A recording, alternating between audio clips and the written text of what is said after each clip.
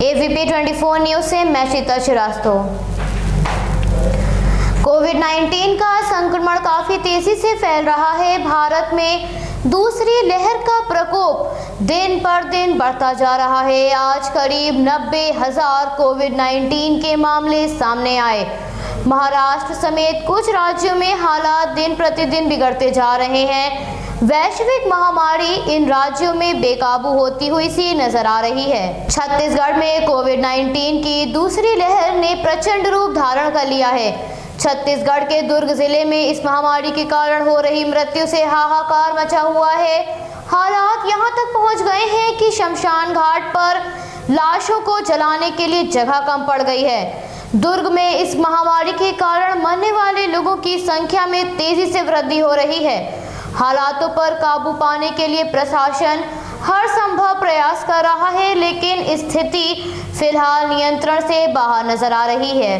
गंभीर मरीजों को अस्पताल में ऑक्सीजन बेड नहीं मिल पा रहे हैं। वहीं रोजाना हो रही मौतों की वजह से मोर्चरी के फ्रिज में शव रखने की भी जगह नहीं बची है, जिस कारण करीब 14 शव खुले में बेतरतीब ढंग से पड़े हुए हैं।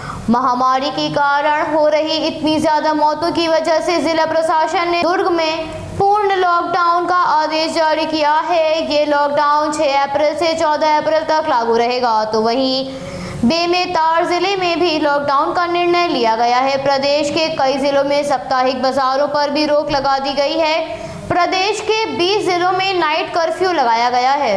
इतना ही नहीं, महाराष्ट्र में मामलों में जबरदस्त वृद्धि के कारण महाराष्ट्र सरकार ने पहली कक्षा से 8वीं कक्षा के संबंध में बड़ा ऐलान करते हुए कहा, कक्षा 1 से 8वीं तक के छात्र छात्राओं को बिना परीक्षा के अगली क्लास में प्रमोट किया जाएगा।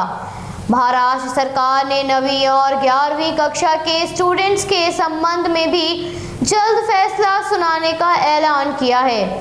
राज्य सरकार ने कोविड-19 संक्रमण के लगातार बढ़ रहे प्रकोप और उससे हो रही मृत्यु की संख्या में वृद्धि को देखते हुए ये फैसला लिया है। गौरतलब है, संक्रमण के मामले एक तरफ इतने बढ़ रहे हैं तो वहीं दूसरी ओर मृत्यु दर और सक्रिय मामलों की संख्या में भी लगातार बढ़ोतरी हो रही है। लेकिन महामारी के इतने तेज फैल जाने के बाद भी लोग इस समय लापरवाह नजर आ रहे हैं और सोशल डिस्टेंसिंग का पालन नहीं कर रहे हैं। इसके साथ ही मास्क भी नहीं लगा रहे हैं। ऐसे में क्या सरकार द्वारा जारी की गई गाइडलाइंस का पालन किए बिना लोग संक्रमण को नियंत्रण में कर सकेंगे?